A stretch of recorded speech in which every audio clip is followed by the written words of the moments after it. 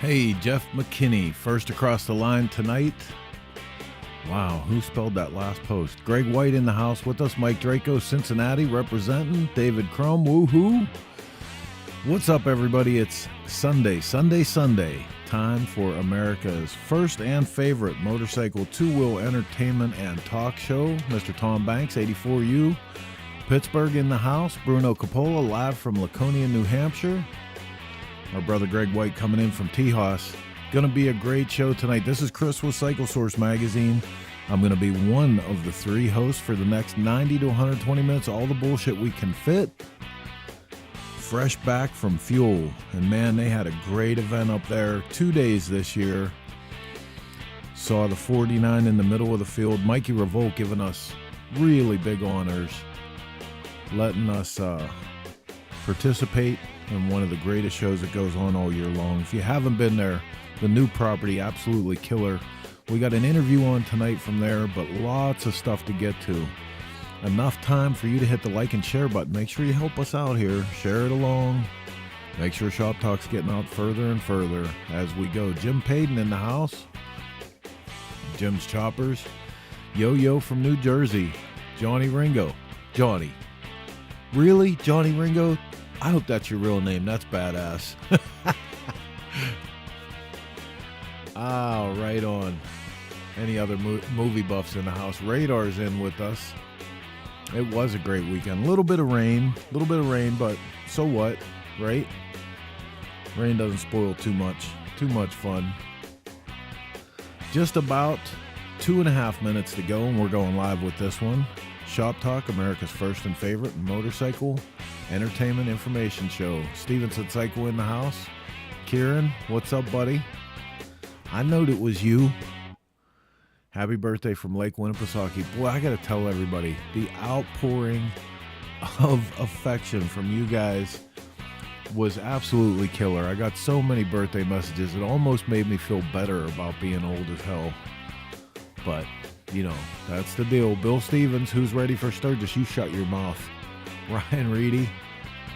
Hello, Jeff G. Radar, it's storming here now.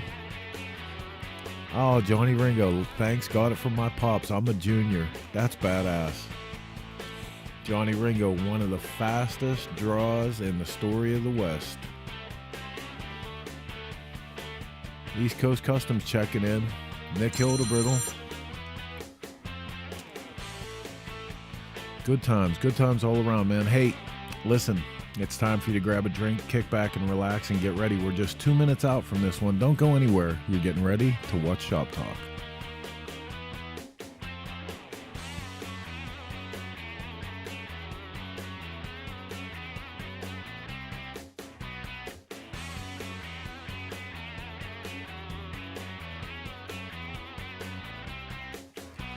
Right on. Nick's saying, happy birthday to me, David Crum. Hope you enjoyed your day, Chris. Yeah, well, look, I spent my whole birthday doing motorcycle things with motorcycle people.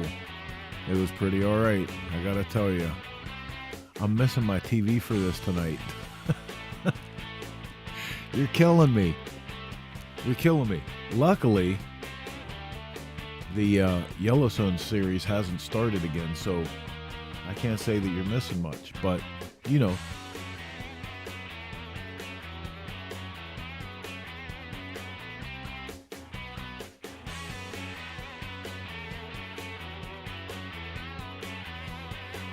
all right, 32 seconds.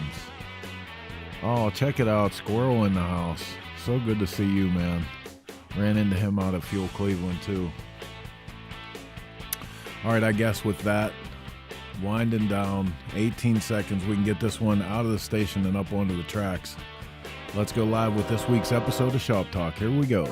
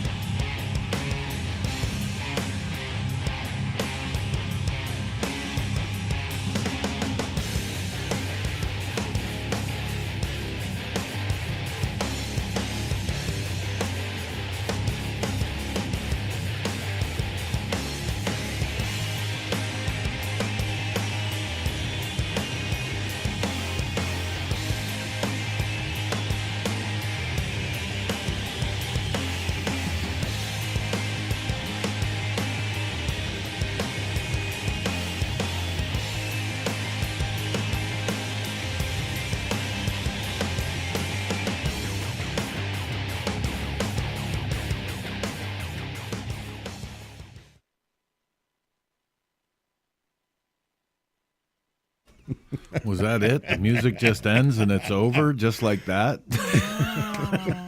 What's up, everybody? Just after 9 p.m. on the East Coast, that means it's time for Shop Talk. My normal monologue of scooter tramps and chopper jockeys all across the land. We missed the whole damn thing getting this show started. It's ridiculous. That's because stress up to here, getting ready for Sturgis, hair's on fire, ass is catching.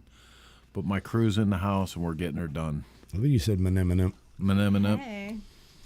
Yeah, like I'm not sure what thing I'm supposed to work on first, or like it's just like, here, let's just pick something, and then you start something and you're like, oh, I need to go do that, and then like maybe a couple hours later you get back to the thing that you started earlier. It's ridiculous. It's absolutely ridiculous, man. It's dumb. The amount of stuff that we have to get ready for Sturgis anymore. But hey, let's not talk about that. Let's talk about right off the rip, Fuel Cleveland. Oh, it was awesome. At the Hale Farm, like. It was awesome. The only thing I will say, I do wish I had my mud boot. Actually, I wish I could be like little Eleanor and just stomp around in the mud and not give a damn. Why can't you? She was awesome. That was so cool. So Brandon's little girl spent the whole weekend just breaking hearts, like everywhere she went. And at one point, like as if the barefooted mud escapade wasn't enough, it was like a corgi something mix. It was like a corgi Sharpie mix. But the dog had the exact same legs that the little girl did. So it was like the little leg gang running around everywhere. It was awesome. And her mom had made her like the coolest little Cycle Source shirt. It had Cycle Source logo on the front and it said Future Burnout Queen on the back. It was great. It was so good. Yeah, buddy. She got anything she wanted wherever she went. But that family, man, I cannot thank them enough. And the whole family was there. Colton, their son, I'll tell you what, that boy is on point. He kept Chris's bike spotless. Yeah, buddy. All weekend. Like a a raindrop general. would fall on it. He was there and he'd wipe it down. Well, somebody got to do it. God knows Brandon isn't cleaning crap. Hey, Thunder Roads Magazine of Indiana. Welcome. Good to see you guys. Ray's Moto Life here. Matt Alexander's bike was awesome. Absolutely. Yes. Yep. Ryan Reedy, I can relate. 7 p.m. in Sturgis. It's crazy. I can't believe how many people are already in Sturgis. Right? Radar's been there for like 6 months. Not just Radar. Like the amount of people. Mr. and Mrs. Monkey are there. Big Ricky's already there. Yeah, like really? It seems like Sturgis is How is Ricky early. already in Sturgis? He has some grandpap duties. Oh, that's awesome. Yeah. So he's going to take the fam on a little tour of the Black on Hills. the other hand, I'd like an extra 5 days before Sturgis is supposed to happen. If anybody can figure out how to make that happen, you'll be my hero. So great show tonight. Jeff and Maggie Holt, two of our cohorts in this crazy traveling carnival that we all call the motorcycle industry.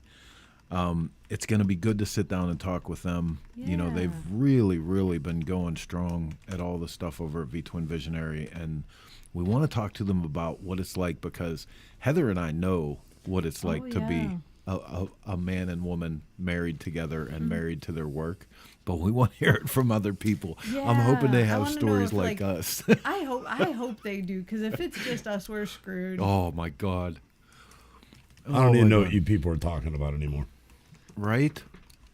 Mark's still sad because me and him used to be married. Oh, and then he ditched me. Thank God that divorce went final. Right on. Mark, there are a couple days that I would be happy to give him back to you if you wanted. No. Okay, so moving on. Mark's actually going to be in Sturgis this year, so all the Mark, and I don't mean the cardboard cutout. I mean the real life Mark, in-person Mark, real life Mark in Sturgis. I'm going to be in. I wonder if we can fake fake people, like if we can have him stand like his cutout, and then just scare people. Bill Stevens, is Mark going to Sturgis? What I just say? Is this just like Groundhog Day? Is there an echo in here? Is there an echo? Who said that? I will be there. Right on. Well, for a few days. You have to cut to me when I'm yawning. Why do you do that? It's fun.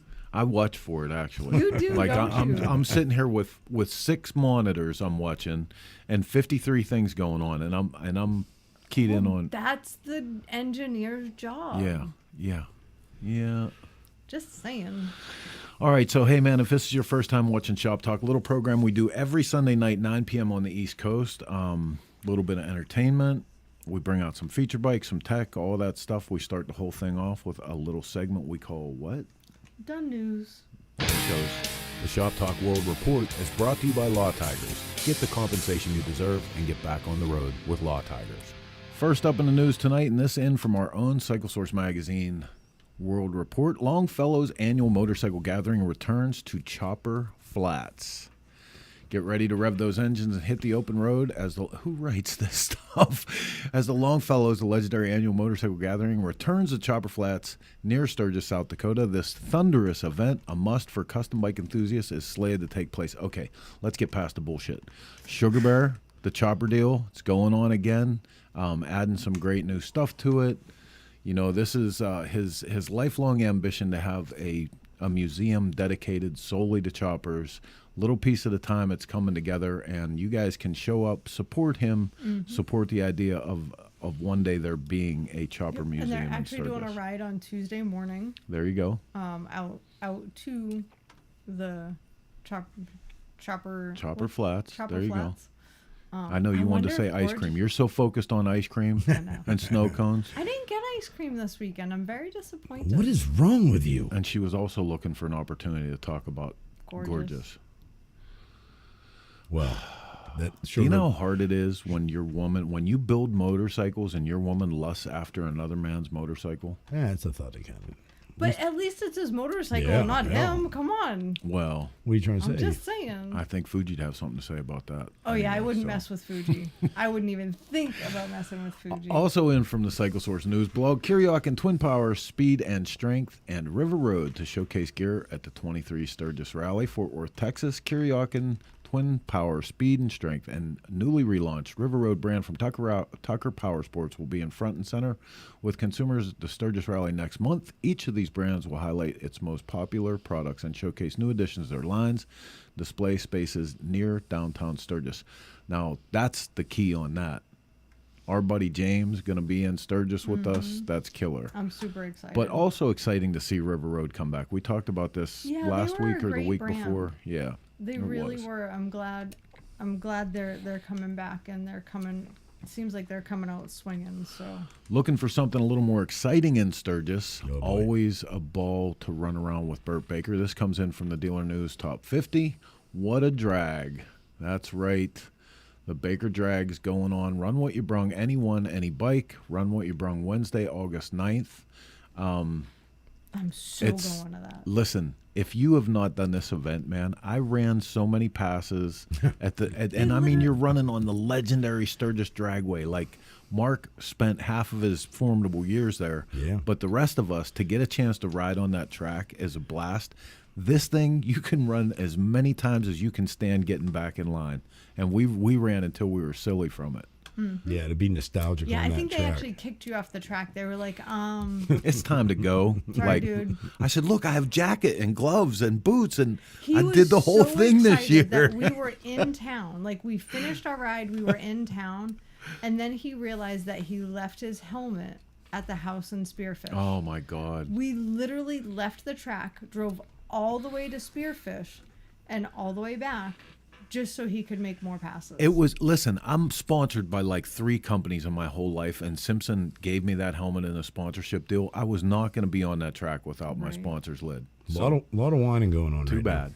That's right. Bill Stevens, Stevens and Pro yeah. Monkey Chopper Jack. I am going to be there. I am so going to be there. Yep.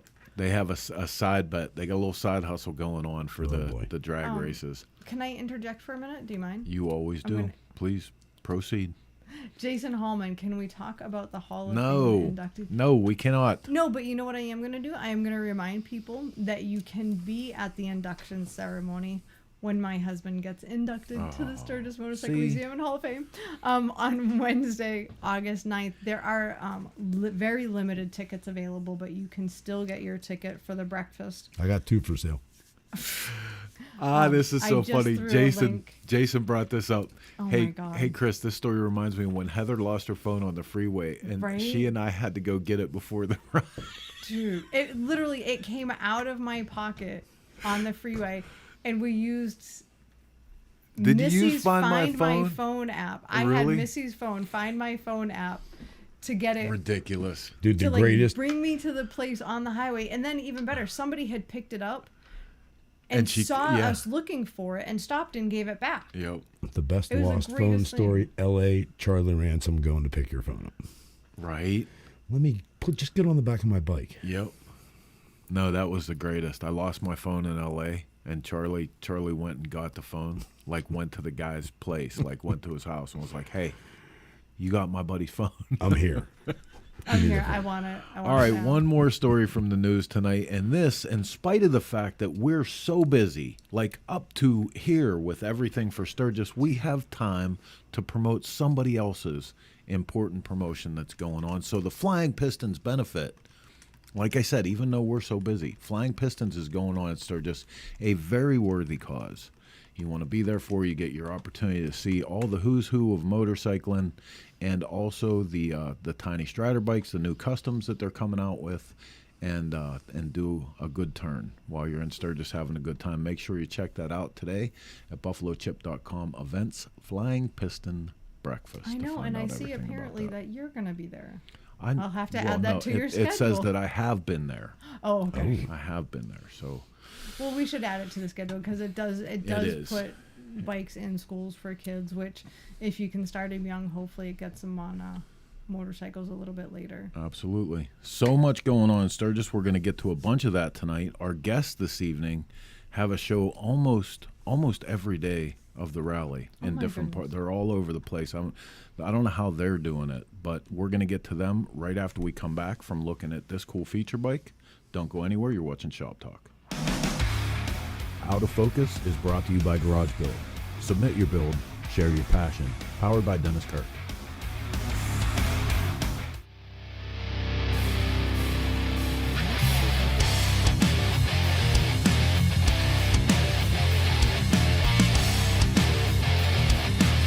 My name is Jim Wubin from Moravia, Iowa. My company is PB Choppers. Oh, it's a 2010 Screaming Eagle. I completely tore down to the bare frame, put it all back together. I built it kind of in honor of my 50th class reunion. I graduated in 1972, so that's what some of the murals are about. I have a really good painter.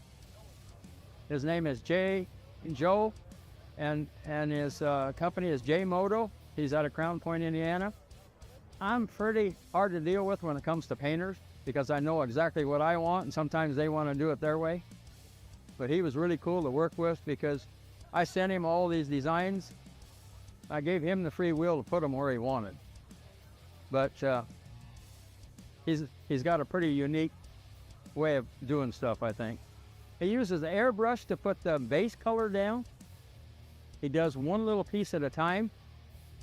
And he actually uses Sharpies, no shit, Sharpies. And he has some really fine brushes that have 1 or 2 hairs on them to do the outline and stuff and to do some of the strokes. And he's just a lot of fun to work with. You can't say anything bad because he laughs about everything, and he's in everything that you suggest, he's ready to do it. And, you know, in this day and time, sometimes it's hard to find that because a lot of the good painters, the older ones, they're set in their ways and they want to do it their way. This guy, he's been at it a long time, and he blew me away with all this. I never got to see it until we picked it up. He wouldn't send me any pictures. This is my sweetie. This is the queen. She's the queen. And this is her sugar skull.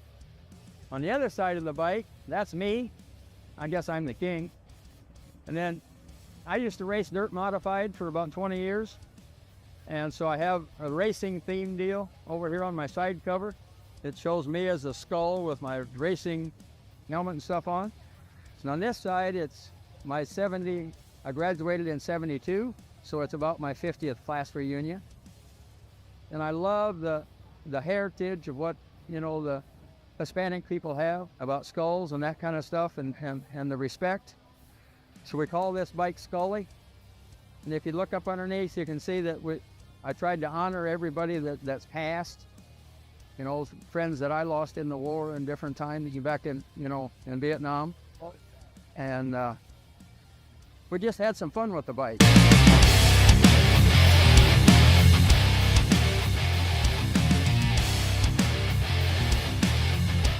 Jim Woobin.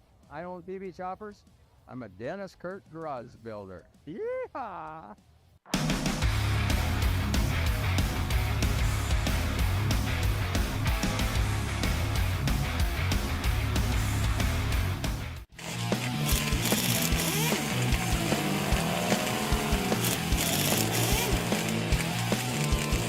The only thing standing between you and the open road is some garage time with the right parts and accessories to make your motorcycle roar. And that's why riders everywhere choose DennisKirk.com, the one stop you need to get your Harley back on the road.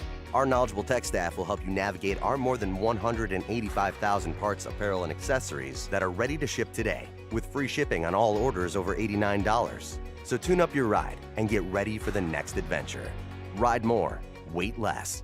Dennis Kirk. I'm Shrug Patterson. And I'm Landis Patterson. And you're watching Greasy Gears TV.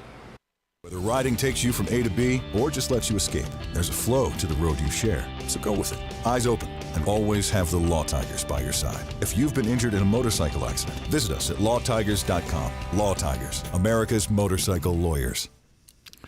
Welcome back to the Dennis Kirk Motorcycle Studio, here 50 floors beneath the street level at Cycle Source Magazine headquarters. And I would like to say that I'm still your host for tonight until I maybe get fired tomorrow for this shit that I'm pulling on the shot. Yeah, I've completely lost it.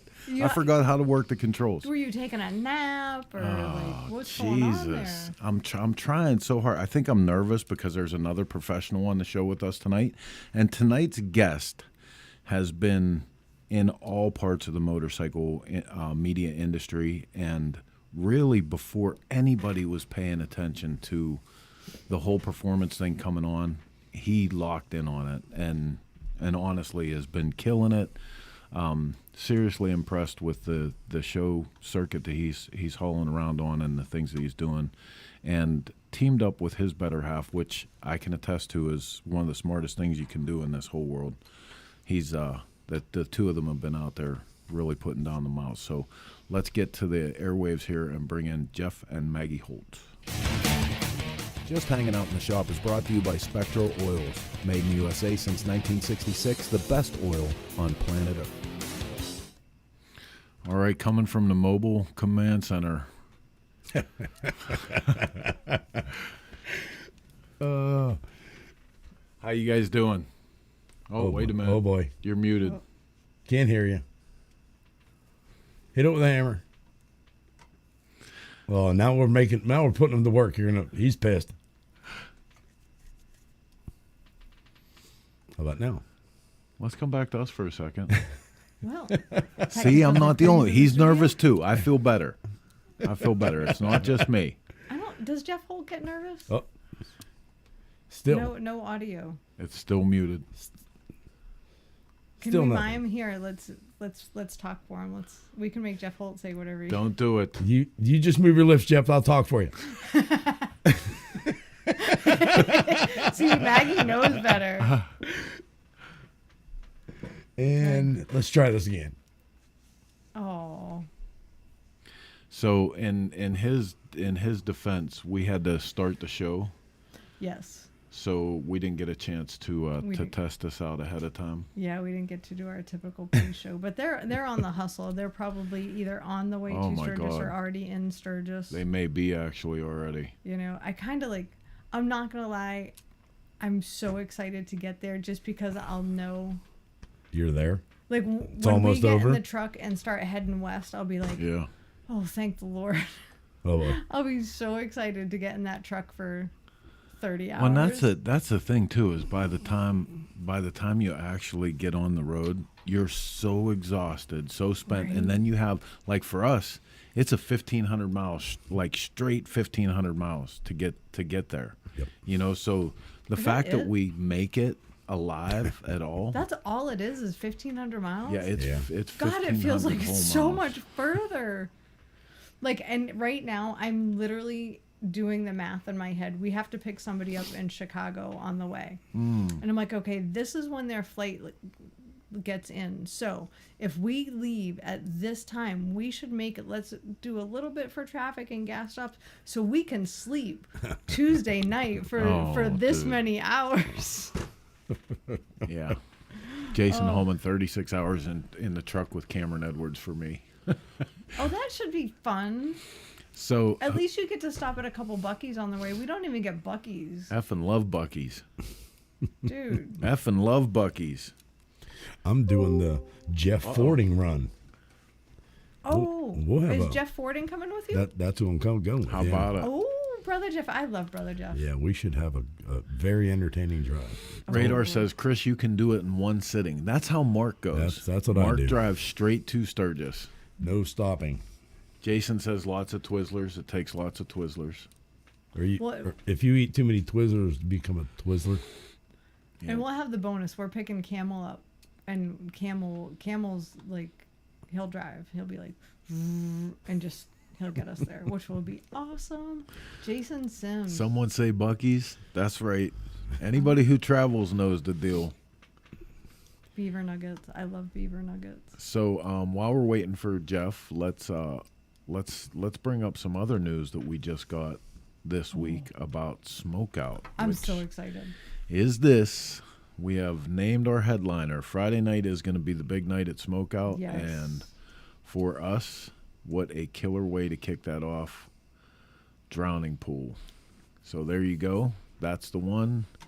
That's the big one. But I got to tell you, like, as big as Drowning Pool is, I Every know what day. band you're really excited about. I am very I excited know. that we have the Poontanglers playing. So I think that, like, I know Jack Shit's going to be there. He's going to be our MC for the weekend. And I think that you should announce Drowning Pool.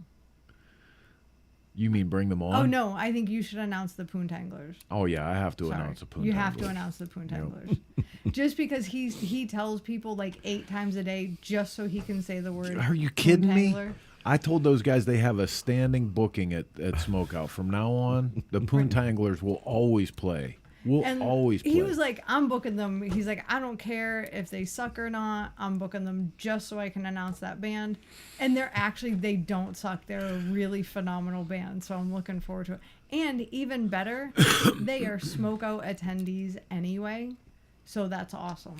So Kieran says, "Let the bodies hit the floor." Yes, that is their most famous song, I think. Yes. But so many great songs from this band, and what a good time! Like for Friday night, it's gonna be ridiculous. So you should be at Smokeout. On And you top can of pick a study. so many other cool things that are going on there. Right. So Right. let's not forget about the dirt drags, Oh my God. got just the crazy people, and again, we laughed the other day. We were talking about that, like, even when it rains there, nobody goes away. No, You nobody just stand out in the cared. middle of the field and get soaking wet and have a blast. So I have to tell you, Mark, Miss Judy's been having some problems with her leg. Oh boy. And she's having a hard time getting around right now, but we think she's going to be okay. Her biggest concern, she called me crying one day. And God love Miss Judy. And for those of you that don't know, Miss Judy is my mother. She is our biggest fan and our harshest critic. And she's such a support. She comes and works at the ticket booth at Smokeout Rally. But she called me crying one day. What if I can't go to Smokeout? Well, I'm like, we will get you to Smokeout. I don't care what it takes. You can sit in a chair at that ticket window. We will figure it out. we're going to build her a nice open ticket booth window. She has her own air conditioner. She'll be set. Right. Absolutely, but it's awesome. So if you haven't gotten your tickets yet, I did just throw up a link. I can't wait to hit the lottery so I can make all the rallies. Me too. But David, the Smokeout, it's not far from you and it's not expensive. I'm just saying. We just added Sean Jackson and his Pernertia to the lineup in the Legends Gallery. And coming along with him, he's dragging Tom Banks, Competition Distributing, Banks Brothers motorcycles along with them. We have Fast Freddy's going to bring a display of his Sons of Speed racers. I wonder if they'll dirt drag. Oh, I don't know. That'd Can be they cool. dirt drag? The 45s could. Yeah. The 16s couldn't. I'll bet possibly they can. David, are you a publisher too? Oh, is it? I'm just curious. Just because he doesn't have any money doesn't mean he's a publisher, but it does make sense. Right? Now shit's lining up right now. I'm just saying, it would make sense. Yeah, it said with all the cool shit that's going to go on at the Smoke Out, man, it's going to be a fun-filled weekend. The thing that's a little, daunting about the whole deal is everywhere you go this year, everyone's talking about Smoke Out. Yeah. Yes. Mike Draco just said Dave and Jody Pirwitz too. Yeah. That's right, yep. Dave is going to be on hand doing a paint show. Jody's going to be there. They're both doing tanks for the Tankful display. Like, so much good stuff. I'm so excited about Tankful. I've started to get tanks in, and like I'm just so excited about the mini bike races. There's an actual track in the area in front of the grandstands this year. You can watch the be off the hook. Pan family argument on the mini bike race. So good. All right. Well, hey, listen, we're gonna take 2 seconds here and deal with getting our guest on, since we're having a little bit of technical tonight, which is not typical for us. But give me a second. We're gonna take a look at this event report. When we come back on the other side, hopefully we have this fixed up. Stick around. You're watching Shop Talk. On Location is brought to you by Clockworks. It's your ride, you decide. Hey, this is Heather with Grease and Gears TV. I am with Brittany from 5 Dirty Bikers, and we are here with the Autism Ironhead Sportster built by Jared Weems Motor Co. I want Brittany to tell us about this incredible motorcycle and the whole purpose behind this project. So, Yeah. Brittany. So obviously you said Weems Motor Co. So this bike was inspired by the David Mann painting, which I think you can maybe see over there. It's a little small. But the whole idea behind it is that Dustin, one of our members, has a son with autism. And so autism is like near and dear to us. And we wanted to do a bike build to raise funds to help Autism Society and other families and communities with autism. So now one person's gonna win this motorcycle in September, correct? Yep. How do they enter to win? What does it cost? So it is $25 a ticket. Okay. But we have, for this video, we have a QR code. And then if you go to our website, is probably the easiest way. So it's www.5dirtybikers.com. I think it's /raffle. But if you go to the main website, you can find it. And then there'll be a link there. So yeah. So he's just gonna give this motorcycle away to somebody that bought a random raffle ticket in the name of the Autism Society. Yep. That's absolutely incredible. When does the drawing end? I think it's the 15th of September. So tell me, like, this is a beautiful motorcycle. I appreciate it. I love it. I think it's incredibly well done. What does the general public think so far? Because you've had it out and about quite a bit. Yeah, so far everyone's been pretty impressed with it.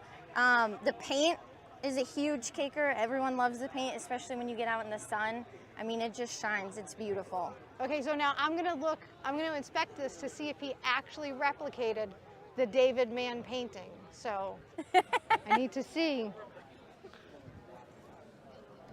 Oh, the answer is no, Jared. You didn't do it. 99.9%. 99.9%. Show them why. Show them why. So this is why he did not actually replicate the David Mann painting. I'm sure he'll be thrilled to hear this. No, we pick on him all the time, and we pick on everybody.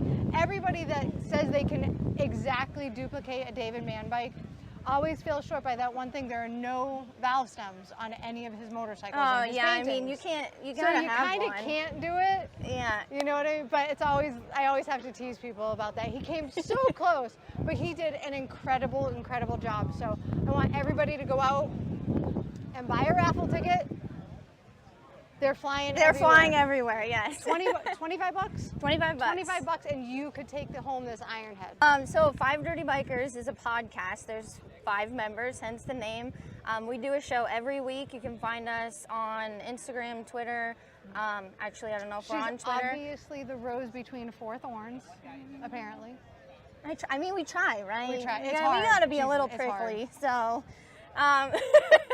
But yes, you can find us on all podcast platforms. We're out there, and pretty much every Monday we drop a new episode. Nice. 5dirtybikers.com. You can get it on iTunes, Spotify, Stitcher, everywhere. Yep. Everywhere. Just go YouTube. You can also support their cause on Patreon. Yep. Go do it. Help them out. This is Heather with Cycle Source Magazine's Grease and Gears TV, coming to you with Brittany from 5 Dirty Bikers and this incredible Autism Sportster. The product spotlight is brought to you by Drag Specialties, the world's largest distributor of aftermarket accessories. Hey, this is Chris with Cycle Source Magazine's Grease and Gears TV, and this is your product spotlight. Today's product spotlight is on the Lapera Seats custom spring-mounted solo seat. Great seat for the project we're working with here, the Twisted T-Hopper bike, because of its 13-inch width. With the width of a soft tail frame, this is going to give us a nice solo look, you know, help out with that kind of hardtail, and it's going to bring the transition of the lines from the 3.5 gallon tanks into the back of the bike and bring it all together. This seat retails at $256, and for our purpose, we've decided to pair this with a V-Factor solo seat mount for springers. Now, this is a kind of a neat thing. It comes with some stuff that we're not going to use, like the standard hinge for the front with a pin for that to go in the frame, but we're going to go with the Biltwell seat hinge. This is a really nice way to get away with doing your solo spring perches in the back of the frame. Already located for the holes for the back of the softail frame. You simply bolt this on the back of your softail, get the springs to the height that you like, and it comes complete with all of the hardware that you need here to operate that. Everything in this kit is chrome plated. Like I said, comes with all the hardware. It retails for $31. Really helps pull off that old school look for a softail without, you know, getting drastic. You pair that up with some solo seat springs that you can get from Mid-USA. Also, these come in at like $4. They come in various heights, 3 inches, 5 inches. I think the set that we're going to go with actually is even down to like 1.5 inches, but we're going to see once we get this mocked up. The whole thing is available at your local Mid-USA dealer. Stop by anywhere today. Tell them that the guys from Grease and Gears TV sent you. Until next time, I'm Chris. This is your product spotlight.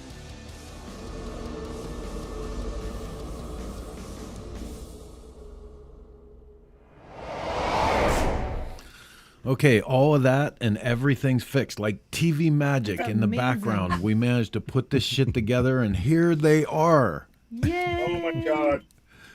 Dude, Hello. I'm so sorry to add to your stress level, which I'm sure. Oh man. I apologize. Like, you know, this trailer life is, we're a year and we're almost 2 years into this and we're about done. I mean, you all lived in the trailer. You know how this works too. We know. Yo, we still do, baby. We still do. That was always the joke of my neighborhood, though, because the house that I live in used to be a trailer. And then we, you know, 3 new bearing walls and hand-built trusses and all that shit, and we, like, extracted the trailer out of the inside of it. But then when we started doing so much stuff on the road, one of my buddies said, you know, this is the damnedest thing. He said, you spent half your life getting the wheels off of your house, and now you're back on it. So we're same, man. You know this. Well, this is, you know, I want to get into so much of this. I'm so happy to be talking. There's probably, I don't know how many other couples share so much of a story. You know what I mean? So I want to know from other people, like, are me and Heather do we just go through the craziest shit, or is that what it's like when you're married and on the road and married to the road? Is that just what it's like? It's always batshit crazy. Yeah, always, nonstop. Oh. And it's the stupidest stuff. Oh my God. Like, oh yeah. Like tonight, like you're ready to go. You've tested it. Everything's good. And then you go live and shit hits the fan. It just doesn't want to work. Been there. And, you know, you guys have spent a lot of money getting your rigs ready for, sorry, we're going to have to shut the window because what you would think is very expensive materials and things to make sure that your stuff on the road is professional. Yeah. And then right before you go live with the stuff, everything takes a shit. And you're like, oh, great. And I know, man. And like, you know, I sit here like head in my hands just going like, you know, you wonder what people think. And at the end of the day, you know, we've both, like all of us here, we've all been pushing technology so hard that sometimes you forget that like you're asking for more than the shit can actually do. You know what I mean? We don't actually have TV trucks. We don't have gazillions of dollars to run a live situation. Like, you know, we're sitting at a Moto America race. They have 5 diesel trucks as a command center to put their stuff all over social media and live TV. Right. You know, you and I have, you know, I got a truck and a trailer. You got a van and a trailer. Like, Yep. you know, it's not hand to mouth. Both of us have spent over $100,000 each to do this kind of stuff. Mm-hmm. But yet, you know, we're still like, you know, leap years behind on ESPN and ABC. We're just trying to make this all happen. Right. Oh, no shit. And there's no perfect solution. You're always like, no matter how much you evaluate things. Yeah, and if what we kind could just of rig move you're up gonna to have and this you're gonna do rig this. or that rig, like that There's would be. always the damn, we should have done it that way. At least for us, there is. I don't know about There's you. no perfect way, you know. Luckily, you know, we live in this trailer, and Rally White, you know, one of our sponsors, is gracious enough to let us live in one of their trailers for 2 years, and you know, it's been a great trailer. We've had a, you know, it's got 80,000 miles on it. It's like, this is a sandcar trailer. Nobody's ever, we've gone, you know, we're like Star Trek. We've gone where no man's gone before in this damn thing, you know? Like, usually a person will put 5,000 miles on their sandcar trailer going to Glamis from LA or Glamis from Phoenix or whatever. And we drove this thing across the country twice already. And 3 times already this year, and we're going to Sturgis, Four Corners, LA, Texas, New Jersey, and then back to Tennessee. Oh Jesus! So, like, you know, this Yeah, thing our is, year's not over. No. Oh no, we're halfway through our year right now. No, and just when you think it's gonna end, somebody's like, "Oh, hey, can you do that one more do thing? that one more thing?" And you feel like a rock and roll band, you know, like when you're touring in a band on the road, there's always those, man, this would be a good gas money event. We can stop between these 2 towns and we can pick up gas money. So you never want to say no, and you never know which opportunity is going to be the one that, like, you meet that one person or you get that one extra thing that really adds to the program. Yeah, man. I mean, you know, you were a touring musician as I was, you know, and like it's always, you know, I've always traveled my whole life, whether it was in the bicycle industry, doing bicycle races with BMX, mountain bikes, road bikes, or being in bands. And then, you know, this lifestyle, which we live now, is like, I don't know how to not be on the road pretty much. I do. Yeah. I was gonna say, but do you ever wish like? I can, but in a way, we do get the chance to be home for a bit or wherever home is, and we're looking at each other a week later. It's like, well, what are we going to do now? Mm-hmm. Well, we do want to talk about that for a second and throw out some mad congratulations, because right there, baby. You have a home base. Right there. Yes. That's huge. Yeah, so, you know, we bought some acreage in February and, you know, finagled some money to buy a house to get put on there, and putting a small garage on there now, and then next year will be a bigger shop so I can do all the things that I have always wanted to do with V2 and Visionary but have not been able to. So a lot of changes going on for the brand in the next 16 months for sure. That's awesome. Now this picture right here, man, this had to make you super proud. I mean, like at times you and I worked on, you know, opposing teams of different parts of the media and stuff, but even I, like, walking up and seeing your rig in the middle of that place and like you had it rocking at the museum complex, dude. Even I was super proud of you. It was a whole other thing. Like, you know, back in the day, I was always worried about what was coming next and what I could do next to get to the next level and everything. And with V2 and Visionary, I've been able to, you know, I'm more of an adult now, you know. Stop it. I can't believe you even just said that. Oh, wait a minute. Let's go to this picture. I can see exactly what you mean. I see exactly now. No, but, you know, I'm able to, like, stop and smell the flowers of certain levels of what I'm attaining in my life. And, you know, to be at the museum during the 120th with all their support and love was a huge thing for me, man. It was definitely a big milestone in my life, you know, and I was very humbled. Like, I literally broke down and cried more than once, to tell you the truth. alcohol may have been involved, but still. Never. Like I literally, like all the hard work and all the stuff, the numbers on our Instagram and our website, just everything we do is, it's towards growth, like you guys, and the best thing about our relationship, Chris, is it was never adversarial. It was always like, I knew who you were, you knew who I was. We did the stuff. Then one time we went on a bike launch and we ended up becoming really good friends. And people were like, oh, well, blah, blah, blah, and blah, blah, blah. I was like, dude, I really love the way this person does his business. And I love that person who he is. And we talk about everything but motorcycles when we're hanging out. And that's, so that's a thing that I kind of tell people that are my friends. It's like, man, if we could talk about bands and punk rock and cars and stupid shit in society instead of shovel heads and Milwaukee 8s, you're a friend of mine. You're my friend. It's not just some dude I talk to at events. And I've always thought that of you since, the first weekend, that great weekend we spent together. Well, and I'll tell you what, dude, where my respect level for you in all of this really, really went up was, for anybody that doesn't know this, you were part of all the way back in Prime Media, right? Was when you were part of Street Chopper and Hot Bike, and went through all the changes of because they changed personnel like crazy there, and you went through all of that. Went through when they changed companies and became Bon Air and everything else, and what seemed like right at the height of what you were doing, they just completely pulled the rug out, and it was a crazy time. What's that? It was a crazy time, man. And even my boss at the time was like, you're the face of the brand. I don't know what's going on internally in the company. And I'm like, that's what I told you when you said they're going to fire me today. I'm like, no fucking way. Yeah, no way.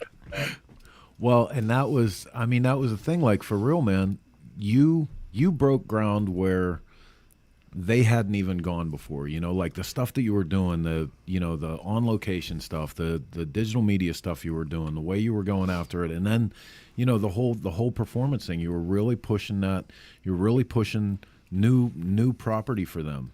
And when they pulled the rug out from you, it was at that moment that, you became the brand V-Twin visionary, but that was the moment where you really, struck your own claim on what this was going to be. You took the reins, and your personality, personality and who you are is what's kept you going. Screw all that corporate shit.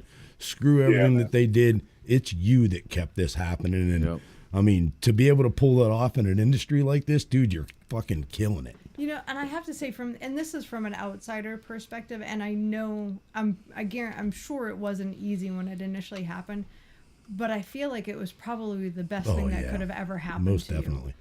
Oh yeah. I really do. I think it was a blessing in disguise. And I'll tell you, the day it all went down was a Monday. Of course, I worked for a gigantic billion-something-dollar-a-year corporation. They didn't even know I wasn't in the office that day. They're like, "Oh, come." And I was like, I'm 55 miles away in my house in LA. Jesus. And they were like, "Oh, well, can you come in on Monday and sign your exit papers?" And I was like, "Yeah, whatever, okay." But I didn't know what I was gonna do, dude. I got, I had a fucking ex-wife at the time I had to pay, and a kid, I had to pay child support. We were living in LA, that's not cheap. And, Maggie was a nurse at the time, and, I was kind of flipped out, and I started getting people emailing me, asking me if I wanted to be their head of marketing and this, that, and the other, a bunch of really good companies.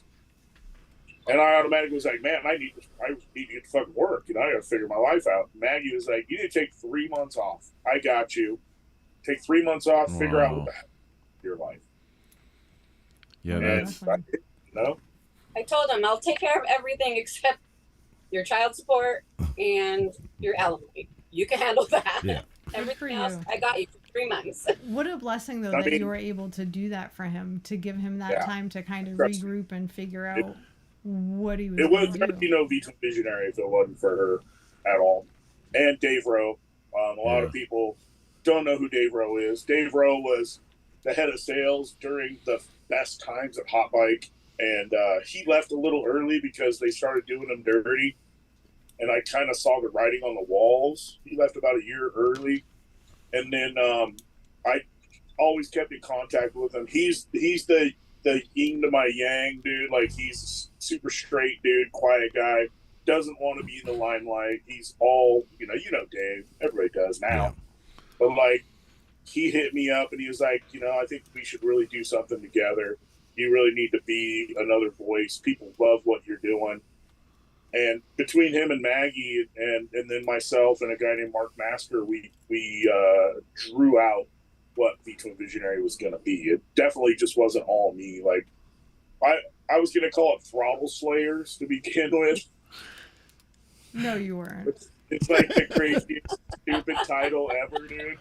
And then, like, it just started working with V-Twin Visionary, and then, Robert Martin helped me with the design of it. I really didn't want anything to look bikerish. I wanted it to look really clean and have kind of a, no flames, no red, no this, no that, like just straight black and white. So it was a little bit different, and I didn't want to name it anything motorcycle. I wanted you to already, just because you knew the name of it, you would already be in the club of what V-Twin was. David Crum, real quick here, is saying regrouping is not easy no matter what you're doing. But this is the deal. If you were super successful running a, whatever, famous footwear franchise or a McDonald's franchise, that's great, but, and no disrespect to anybody who owns a company like that owns a franchise or, is a key personnel for somebody's big company. But it's a whole different level, man. Like when what happens that day depends on you getting out of bed and making it happen. It's a whole different world. You can't even imagine. So, like, I still remember the day when that went down with you. I went straight on the phone. Was like, dude, whatever it is that you need. You know what I mean? Because I knew it was going to be heavy. The first 2 phone calls I got was Matt from Dice, God rest his soul, and you. 2 people that most people thought I would hate in the world because they were doing, similar things than me. Yeah. Were the first people that reached out to me. And that says the most about this motorcycle community. Absolutely. Oh, yeah. A lot of people flushed me down the toilet that day. Yep. And I still don't talk to them. A lot of people I've made millions of dollars for, as far as their companies go, I still don't talk to them. But I mean, some people, are in. I'm in a position I can help a lot of people out, like you, Chris, and make a lot of money for a lot of people with their products and showing their products, installing their products, having their products on my personal machines. And once you're not valuable to them anymore, then you're out the door. Yeah, and that's dog shit. Funny how quick the tables turn. Also, yeah. So, I have a question for Maggie. Now, Maggie, I didn't know that you were a nurse before this. Yeah. What on God's green earth would make you say, I'm going to give up nursing? I always say the excuse that I must have ate babies in my past life, and, like, this is what I get now. Right? I'm going to give up nursing, and I'm going to go on the road and do this motorcycle thing. So I was kind of out of it already. I lost my bedside manner, and that's when I knew it was this time. is probably I shouldn't keep doing. Because when you're a nurse and you're dealing with people all the time, you have to know when you're kind of just like on the back end of it. And I knew, when I was getting annoyed by seeing the same people for the same reasons, like, how stupid are you? Like, didn't you learn your lesson? Frequent flyer, you're back again. Yeah. I'm not taking that shot. I do miss it. I do, love helping people. That's something I've always loved. But I did know it was my time to just get out when my bedside manner was like out the door. Did I think I was going to be on the road doing this? No way. When he told me, could we do it for a year? I'm like, I think I could live in a trailer for a year. So the big question now is, once you guys get situated in that house, how the hell is he going to get you out of it? I told him he could keep driving. I'll just fly in. Right? I don't know about you, and like even now we don't live in a trailer. We've been in the trailer for a couple months at a time here and there, but we do live, work, and travel together. I'm gonna be straight up honest. There are days I've thrown out a dozen eggs just so I could go to the store. Do you ever get that? Like seriously? My nails done. Yeah. Right? I'm like, you wanted eggs today. I'm plumb out. I'll be back. Hey, that's okay. I came up with something because between one of the bulldogs, the daughter, and Heather, like sometimes it's just entirely too much estrogen. And one day I came out of the bathroom in Walmart and I looked straight at her and I said, sometimes I just go and stand in there. And she said, what do you mean? I said, it's the one place I know you can't fucking follow me. Like that's just a place where I'm guaranteed I can have 5 minutes to myself. He's not allowed to come to my house anymore. Well, it's kind of weird because we do get our breaks. I do go to Cali a lot. I still deal with a lot of doctor appointments because, my health issues and That's whatnot. right. You had a big scare out on the road. Yeah. Jeepers. 7 blood clots in my brain. Oh, Jesus. What a miracle. Like, just the fact that you're able to sit there and do what you're doing, you have an angel, and you're absolutely supposed to be here. So, man, True. I'll be happy. Yeah. Yeah, it's definitely hasn't been an easy road, but I'm also not one that's just going to sit there and, woe is me. Like, we have shit to do. Yeah, absolutely. I don't know if I feel worse for you or Jeff, though, because I'm sure you're a handful. It's true.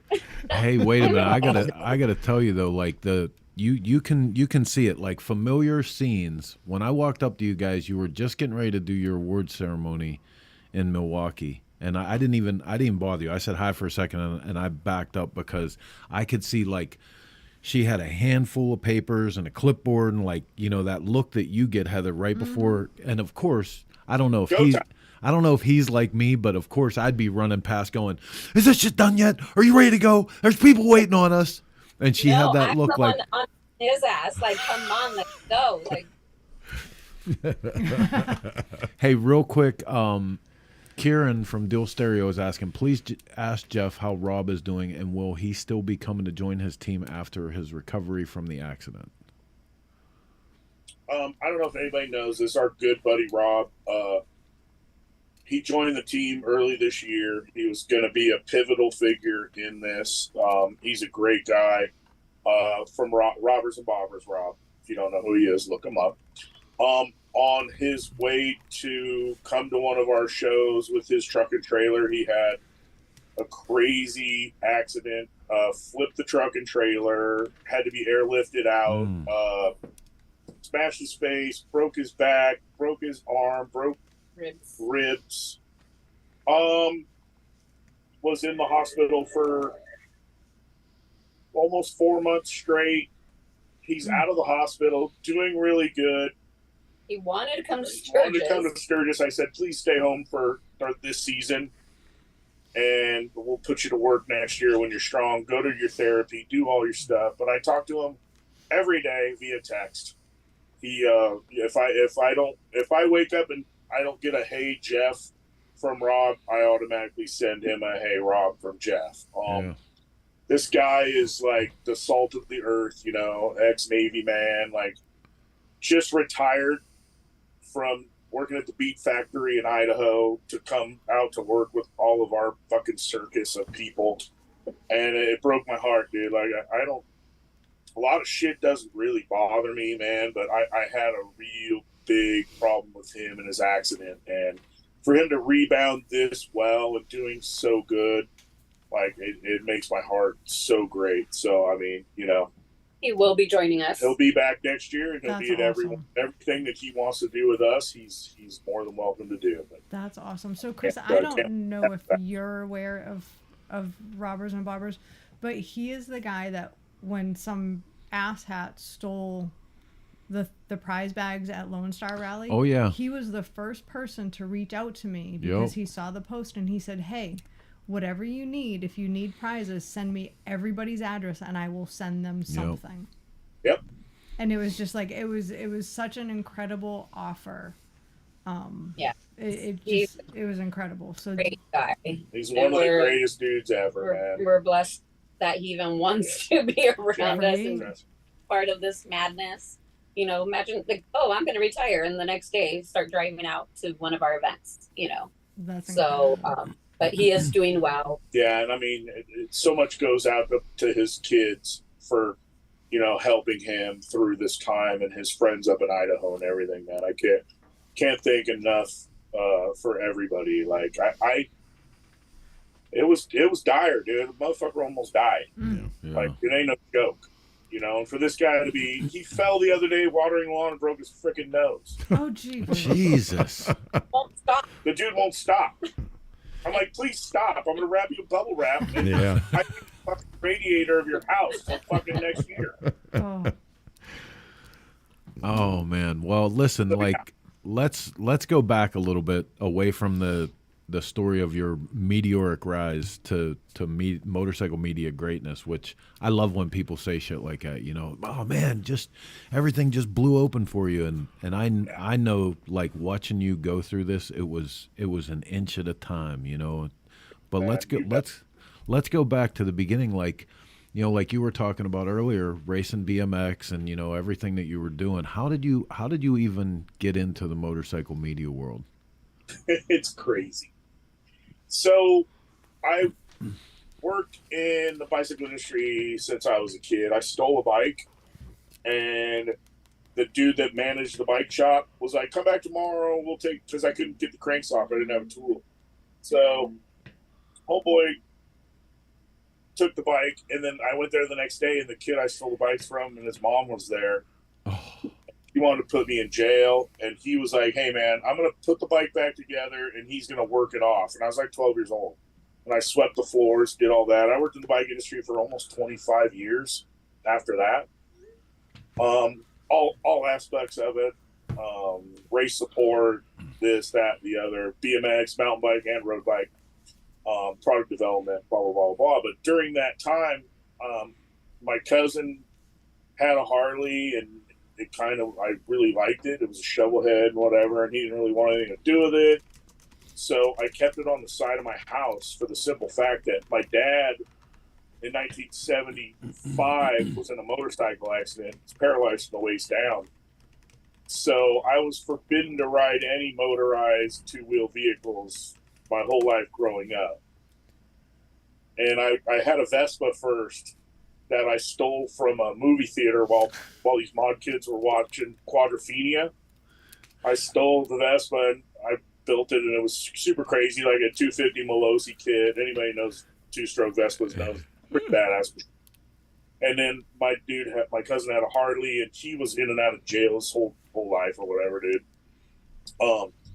So I kind of fell in love with the shovel head. I moved to Portland. I had a shovel head and a Vespa and no car. And ended up just working on that bike. And then I was doing press releases for all these companies I was working with in the bike industry. So I knew how to take photos. I could string together fairly well sentences. And I was at a party down in LA one time, and Courtney Halliwell, if you know who he is, you do. God rest his soul, was a friend of a friend, and he was roommate with a guy that raced BMX. And the dude was like, hey, I know you can do this and this. Have you ever thought, and I saw your bike's pretty rad, your Harley's pretty rad. I was like, thanks, you know. So you ever thought about doing anything as a magazine editor? And I kind of looked, and I was like, man, it seems kind of like a lot of work. I wasn't really into it. And being a highly dyslexic person and barely getting out of high school, like, it was already enough work for me to put a couple sentences together for a press release, you know, like, but I kind of blew them off, and then I had a kid, and then I saw him someplace else, and I knew, like, man, I got to get insurance. I got to really be an adult now. How old are you? I don't know. Well, I was 37, 38. An adult at 38. 38. My kid's 17 now, and I'm old. So, like, like, I just was like, I already was doing freelance stories for Bike Magazine, which was owned by the same people at the same time. So it was like, I was doing some freelance stories, like cool shit with those guys. And I was like, this is going to be perfect. I can get insurance. I could do this stuff, whatever. So I took the job, and then it was October 1st.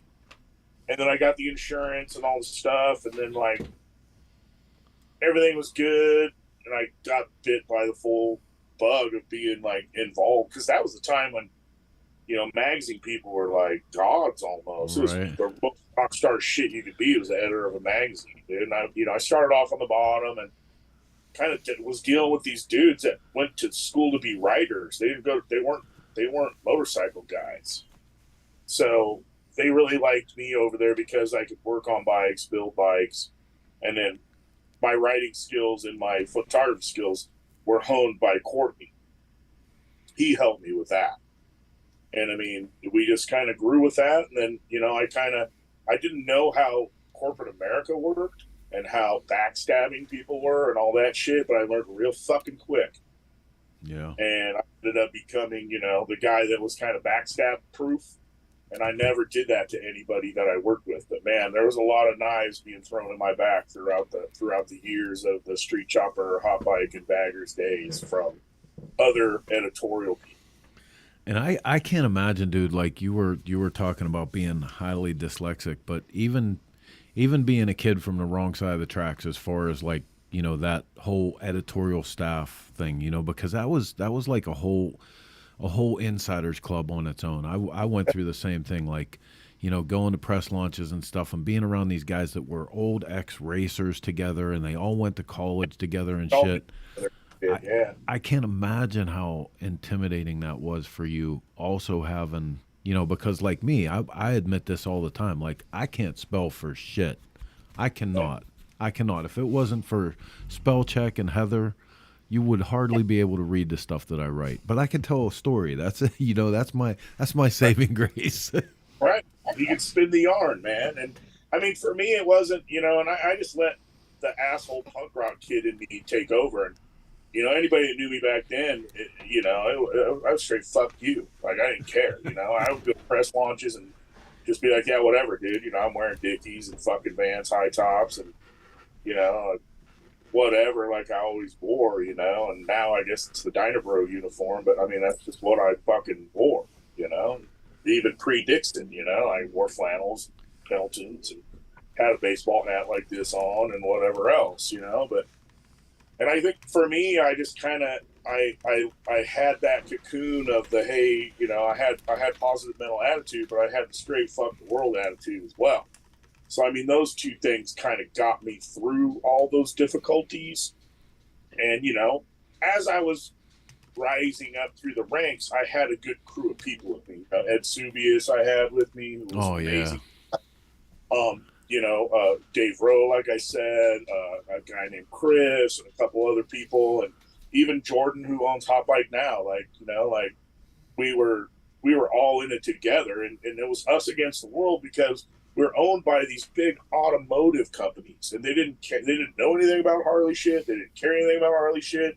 So like it was these three magazines against the world, and we were really together. Like once kind of the other snootier editors left and they kind of went away, and then we were bought by Bonnier, which owns Cycle World. They were really into what we were doing. We kind of shedded a lot of dead weight with a lot of editors. Yeah. And we're lean and mean, and it was a good time back then. But yet they made a lot of wrong moves. Like I kept trying to push these guys into online and this and that and the other, and they made some really bad moves. Like in the height of, I mean, we did a lot of good shit. Like before, you know, Facebook and Instagram was monetized, we hit 1.7 million followers. Ed Subius and I did, just from posting on Facebook, and then 260 something on Instagram, only because we figured out the algorithms and we would post as much as we could all the time before anybody was doing that. Then now it's monetized and you can't make any movement. I mean, that's why Visual Visionary has 55,000 people. I won't spend their money. I won't do their shit, but I can guarantee you, of the 55,000 people we have in Feature Visionary, 54.5 thousand of those people tune in every day and understand what they're there for. Yeah, I'm doing. They're getting what they want out of it. Whereas a lot of the other things now aren't that way. Yep. That's one of the most frustrating things, man, in this era, to come up through this the way you and I did from the whole print media thing, and to see the evolution. And you and I both pushed as much as anyone, using every piece of technology that was there.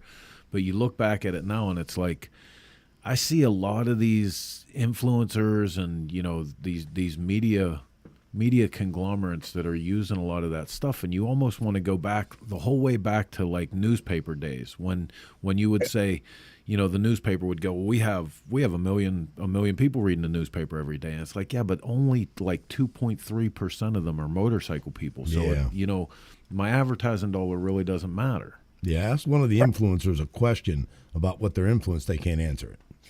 That's the sad part about it.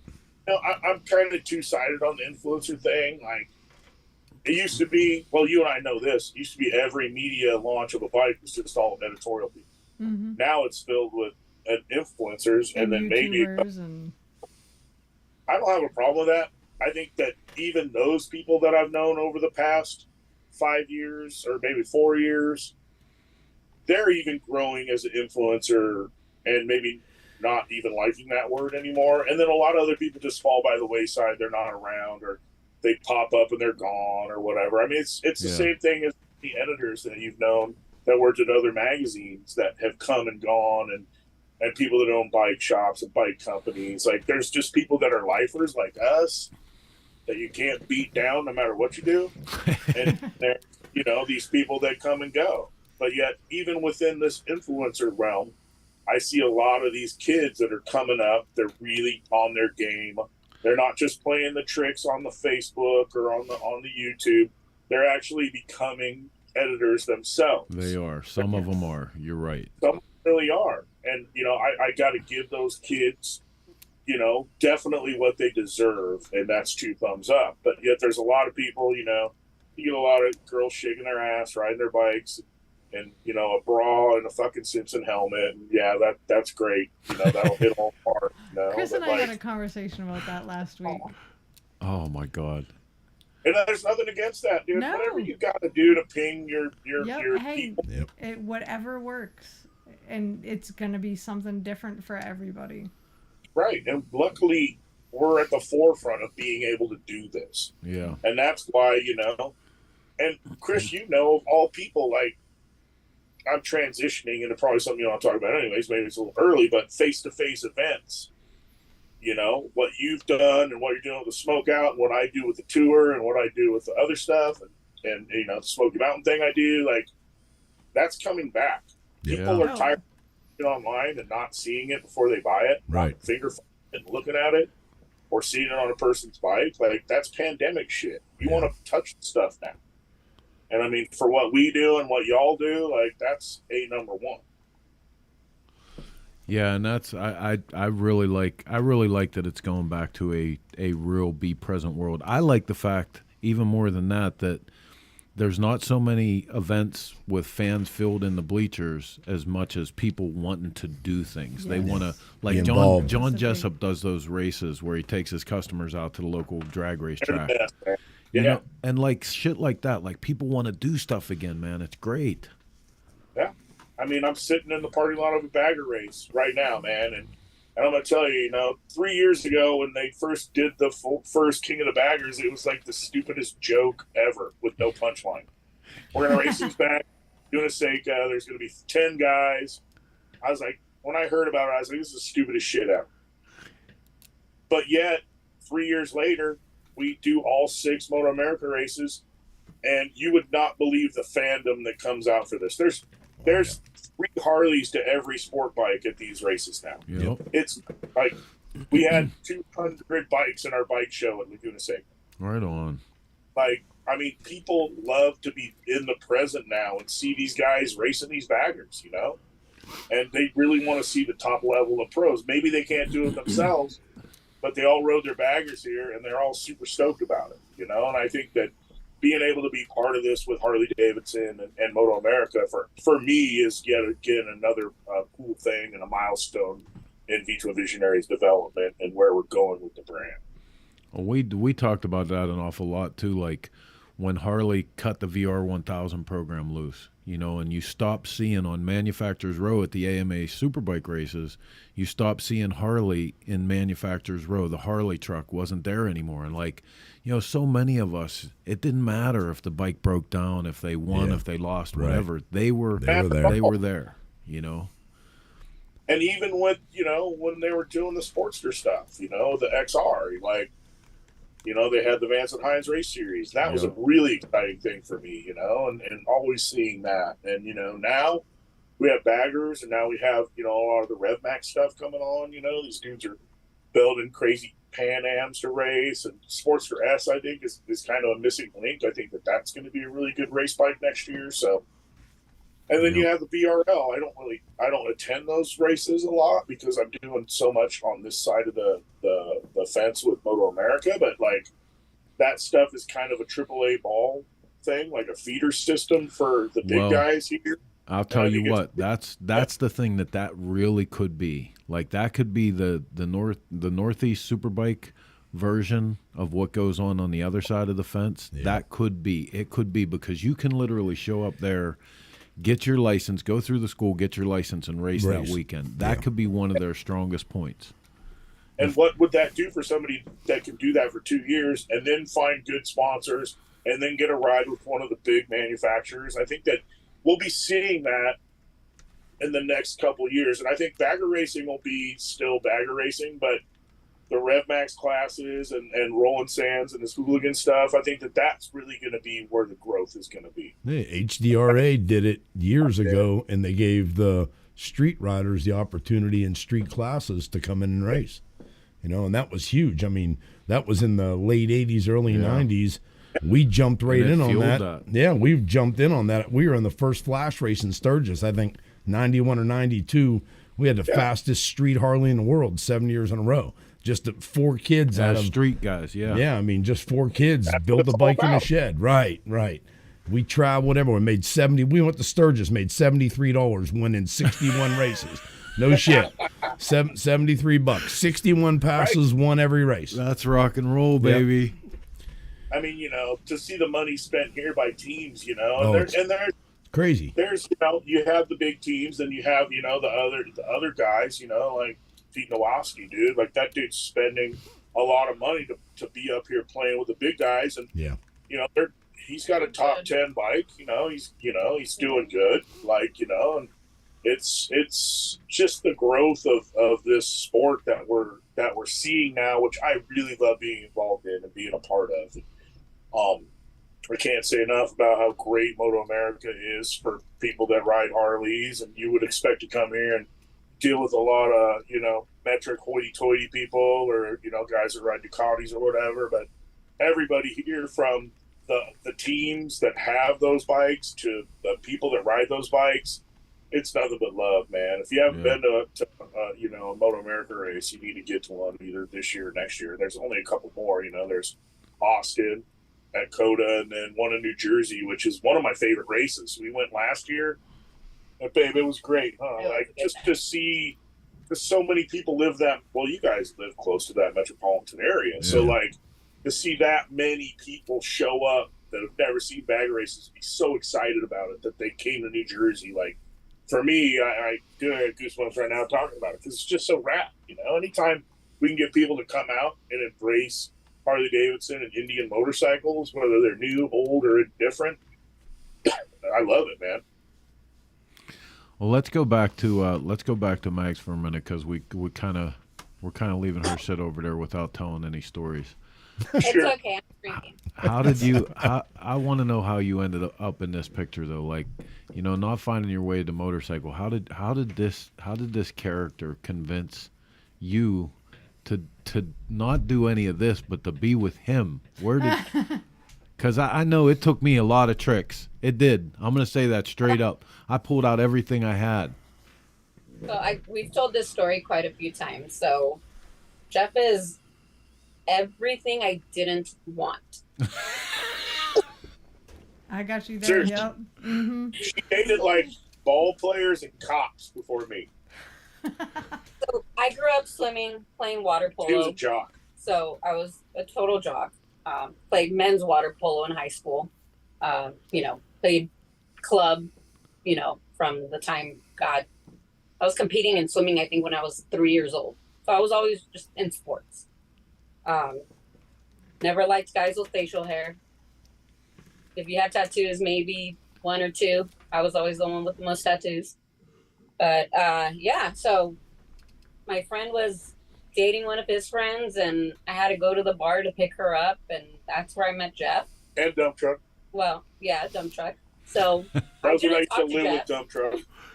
I didn't talk to Jeff at all. He said hi. We were introduced. That was it. And then I played pool with dump truck the whole night. Next day, I messaged dump truck, thanking him for hanging out with me. No big deal. A week later, we all hang out again. This time, I didn't just pick up my friend. Like, we hung out longer. And I was shooting pool with his buddy Ray. Playing darts. Too. And then playing darts. So Ray was buying me my drinks. Really nice guy. So we're playing darts, and Jeff walks over, and he's like, "Hey, can I talk at you real quick?" I kind of just looked at him like, "You're going to talk at me? Like a weirdo?" So I was like, "Okay." And he's like, "Well, over here." I'm in the middle of playing darts. Take 2 steps back. I'm like, "What's up?" And he kisses me. Okay. He's like, "Well." She didn't pull back, I'll tell you that much. It was 1:30 in the morning at the bar, dude. Drinking wine the whole night. So he's like, "Let me, take you to dinner. I'll pick you up." I'm like, "Oh, you're going to take me to dinner now, but you're not going to pick me up because you're not going to come to my house. I have kids." So ended up meeting him. We went to dinner, had a great time. That was the first night I met Roji. He was fixing the clock at the place. Yeah. We were at. And which is funny. Yeah. And yeah, so pretty much since that night, after that, we've been together since. How long ago was that? 7 years ago. Yeah. That's pretty good. That's married for 2 now. Yeah. That's pretty good. And now look over him. Tell me what you see now. No, I'm just kidding. We all have regret. Well, let's all the time he won't let me. Let's you talk. got a V2 tattoo. You're a lifer now. Oh yeah. Yeah, you're done. Let's talk about Sturgis for a minute, because you guys have so much going on in Sturgis. Sure. First Sunday, August 6th in Lizelle. Yep. Motorcycle show, Monday, August 7th. V-Twin Visionary Performance Motorcycle Show Series. Thursday, August 8th, or Tuesday, August 8th. Tuesdays, Rockford Fosgate. We put that show on for them. In Deadwood. In Deadwood. All Out Bagger Show. And you guys, Heather will put the link up for this, vtwinvisionary.com. You can get all the information on this. Wednesday the 9th, Outlaw Square, Speed and Style Custom Cycle Showcase. And I'm sure there may be time for you to squeeze another thing in before we get there. I'm not gonna lie to you. There will be a show at Beaver Bar on Thursday, which we're going to drop pretty soon. Hey, somebody just dropped it on me. Can you feel that look that was just I know happening? That feeling. Oh, good Lord. I so know that feeling. Somebody told us that this might actually be the last year of Beaver Bar there. I've talked to Leslie, and she's still pretty stoked on it. She just really wanted to change it up this year, so we're going to be at Beaver Bar with our truck and trailer and all of the partners and sponsors under the tent. So, I mean, there's going to be like 25 different manufacturers of performance gear and parts under one tent, which is our tent. And we'll have music, hanging out. The whole time there. And then we'll take our show on the road. Like the first Sunday in Sturgis show we're doing with Rumble On and J&P, and it's the second annual one. The last one was good. They shut half of 3rd Street off. Now they're shutting the whole thing off. that's kind of a all-inclusive bike show. It's kind of every kind of bike that will be in Sturgis, as long as it's an American V-twin. $1,000 best of show. $1,000 best of show. And then performance show, which we're doing, which is kind of cool because our show is like 10 o'clock to 3, and then the hardcore show is going to be 3 to however. So you can make both of them. Right on. They're at Steel Pony. So I think it's kind of a cool day, a super performance day. You can do both. Or if you sleep in, you just do John's. Or if you're up early, you I think do I'm mine. gonna have to start doing that on the Sunday show. Yeah. As long as we're doing it, you know. So, you know, I think it's good for everybody across the board. And then the Fosgate one we've done for a few years, and that one's just real bagger specific, whether it's big wheel or performance or everything across the board. And Fosgate, you know, they're the number one name in the audio bagger game. We'll be doing $1,000. $1,000 from them Best as well, as well best for show. that show. Yeah, so I mean, any show we do is pretty much you're going to win $1,000. You got a Brad bike. That doesn't suck. Yeah. Yeah. And then the speed and style things, the invite only show, we still have a couple spaces for that. So if anybody's interested, definitely DM me with a photo of your bike. And that one's put on by Harley Davidson at Outlaw Square, and there's supposed to be some pretty heavy bands playing during that night. So I would just get in there and some surprise guests as far as bands go. And that one's kind of cool. It's more of a, you know, like it's a showcase of kind of the bikes that I like, whether they're, I mean, they'll be anything from bobbers to baggers to customs to classics to everything there. So just some cool shit. You know, I kind of throw everybody a curveball on that show. And, you know, the guys from Harley love it. You know, Brad comes out, the head of design, and he gives an award there and everything else. So it's a good show, and it's a Deadwood. How you go wrong? Yeah. That's awesome. Now, your schedule sounds like ours, but I want to invite you Thursday night directly across the street from you. You guys have to come party with us. You have to come to the Black Hills Boogie. I've heard some things, people. You have to come to the Black Hills Boogie. You can get Heather's your groove disco on. party. Heather's disco party. That's just what we're gonna rename that shit. No. But I love that you were staggering some of your shows like with hardcore, like daytime, nighttime, and stuff like that. I love that you guys are doing that. So in no time at all, it's gonna be time for the Smoky Mountain tour. Yes. Oh man, it's kind of cool because now that's going to be like our hometown tour since we live in live there in Maryville.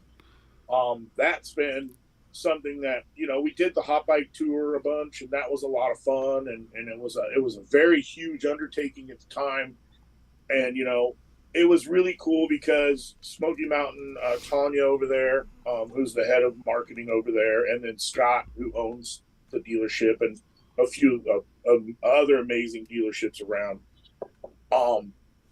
First year I had V2 Visionary, they stepped to me and they were like, "We need a V2 Visionary too."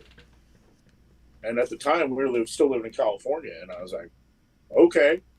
So it's been developed. It's the 4th year of that, and it's been only better every year. And they're also coupling it with Smoky Mountain Bike Week, so they're going to have a full week. We come on tour on Wednesday through Sunday. They're doing Sunday the whole week, and a lot of heavy bands are playing, really good bands, national acts there.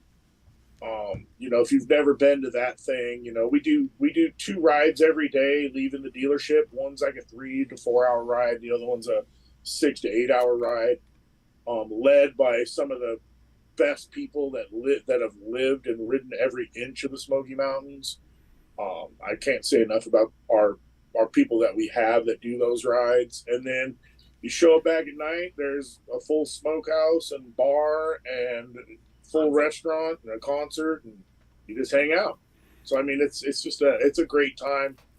I tell all the builders that we invite that, hey man, don't come thinking this is a work thing. Come and ride your bike and then show back up underneath your 10x10 and hang out after that. So like, it's a pretty cool thing, man. Yeah, if you've never it's got a pretty good reputation for that. Yeah. Yeah.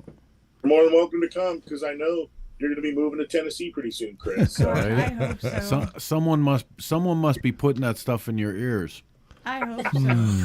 No, we talked about it when I was down there visiting. I'm like, man, this is where I want to be. Like, I love I thought it was Texas. Well, it was Texas, No, Mark, and Texas has then been too hot. I think we're a little confused. Well, I'll tell you what. How There's about anywhere but Pittsburgh. all of this. Hey, man. No, but I have the weirdest feeling you're not going anywhere. There's all this information and more. If you guys just get over to vtwinvisionary.com, I put the link up so you guys can check that out. Thank you, Chris. Tons of stuff on the website all the time, but the full complement of social media, you know, everything from VTwin Visionary on Instagram. You can check out Jeff's personal page there. You can check out Maggie's. We're going to put that link up too. And stay involved, because like as far as the name fitting, I don't know, man. I still think Throttle Slayers is pretty bitchy. Like, I feel that one, man. Dude, so I can tell you, I wish to God my shop would have never burned down, because I had a picture of the board that was hanging in the back of the strip club with all the names that we come up with for the cycle source. Oh my God! And dude, like you can't even imagine. It was terrible. Listen, cycle rag. strippers and alcohol were involved, so like there was no good. Yeah, there was no good there. But it was funny because you can see the lines, names crossed off, and then rewritten underneath it again, and it was funny. So, I want to hear some of those names. What's that? Which one was the worst? I think my most unfavorite was Cycle Rag. Yeah. Cycle Rag, there was Bike Rag. I think at one point Mark wanted to name the magazine what he used to call one of my first bands, which was Toss Salad and Brown Gravy. Yeah. That was never the name of the band. No, not at all. But they had like 4 musicians in the band, and all 4 were playing a different song at the same time.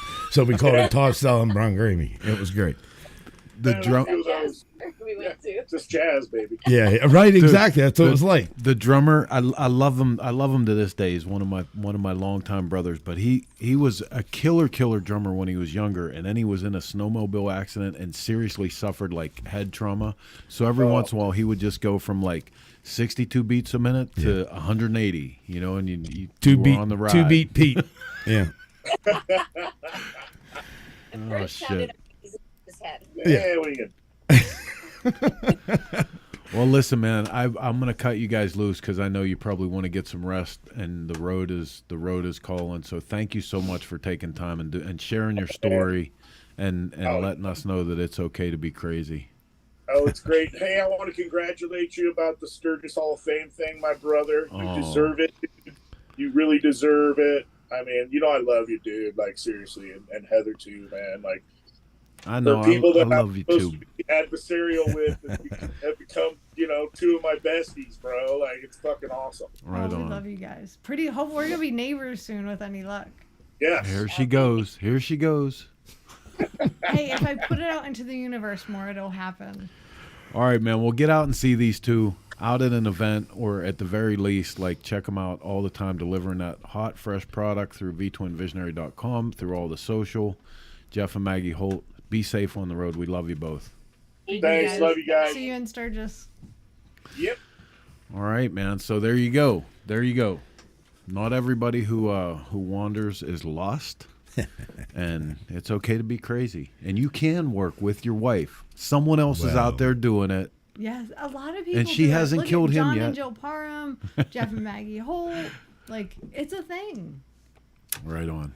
Hey, you guys, you're watching Shop Talk here on the Dennis Kirk Motorcycle Studio. We're going long in the show, so we're going to hit you real quick with some motorcycle events. Specifically, I think we're going to stick to the Sturgis side of things. When we come back on the other side, we're going to cut you loose. So let's do events with Heather. The Shop Talk events calendar is brought to you by the Bikers Info app, the Everything Bikers app.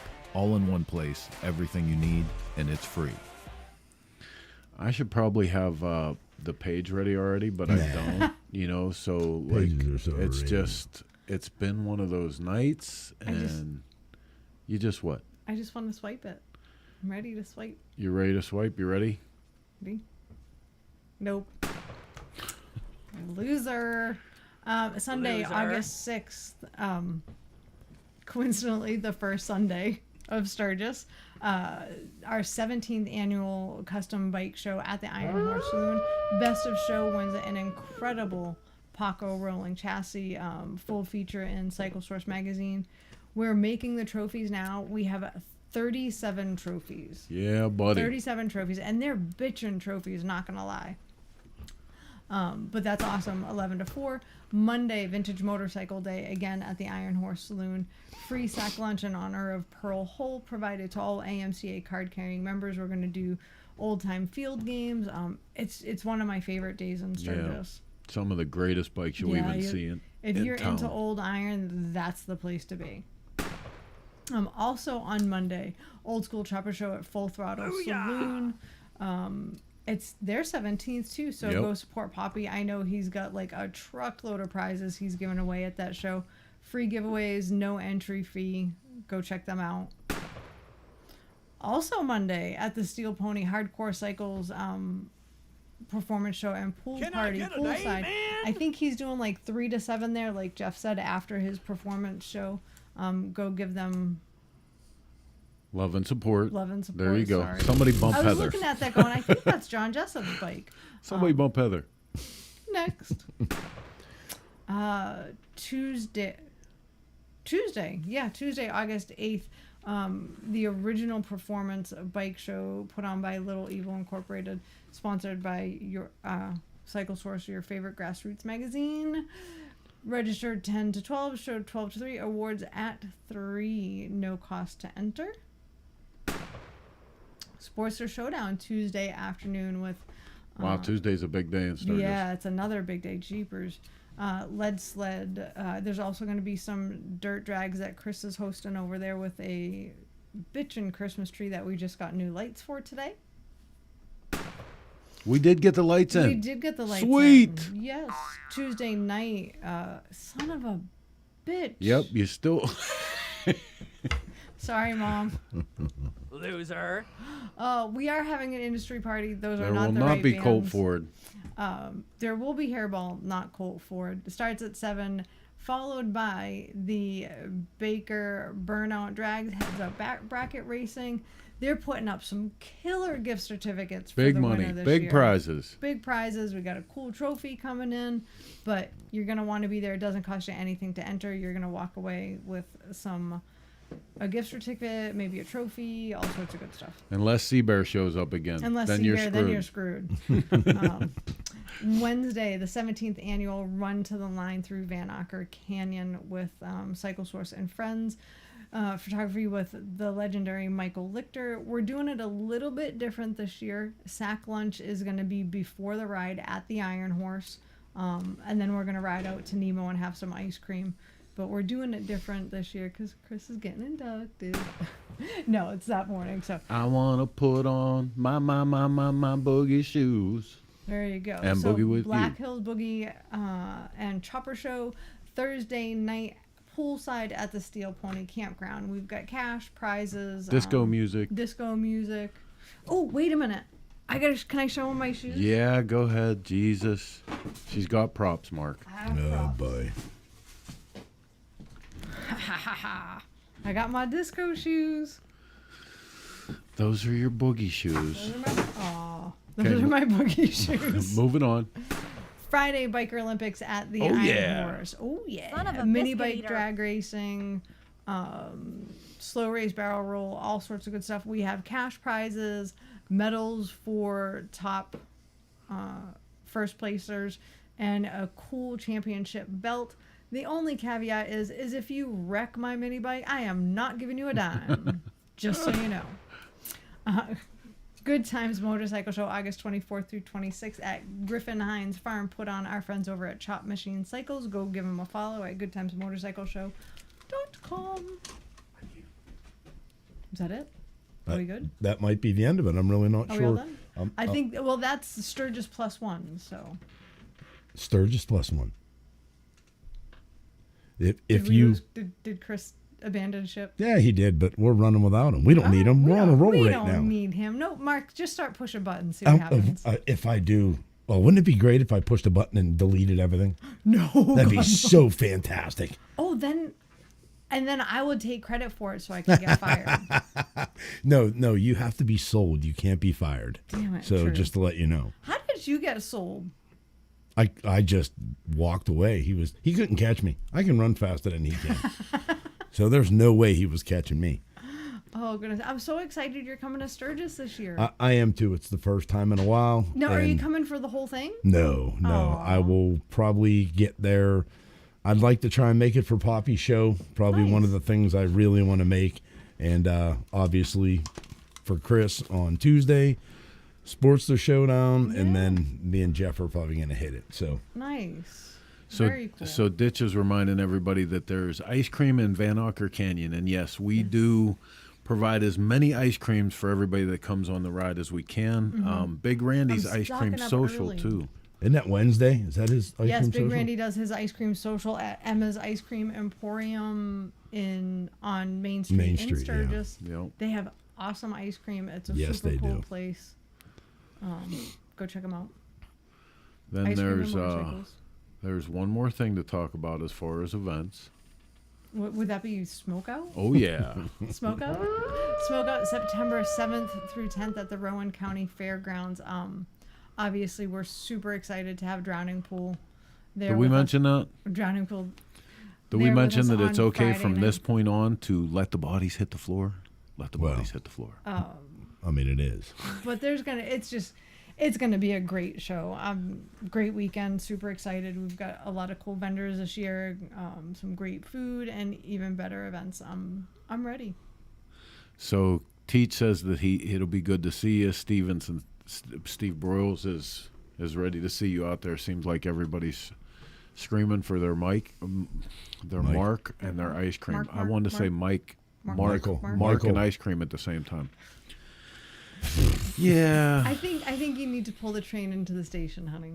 Yeah, right. Or run it off the tracks. I One or think the you other. might be a little tired.